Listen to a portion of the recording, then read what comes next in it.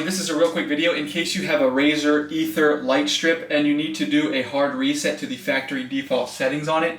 Now you're going to want to do this for one of two reasons. The first one is troubleshooting. If this light strip is not pairing with your device, or it's not connecting or syncing to the app or anything like that, or it seems to be not responding or not working, a hard reset can fix a lot of these issues. The other reason is if you want to pair this with a new device, you're going to need to do a reset before you do that, just to wipe it off so that you can get a fresh start and set this up as a brand new device. It's really simple to do. All we need to do is we're going to just unplug it or turn the power off to it, or however you want to do it, doesn't matter, as long as there's no power going to the light strip. And then we're just going to come in and press and hold the multifunction button.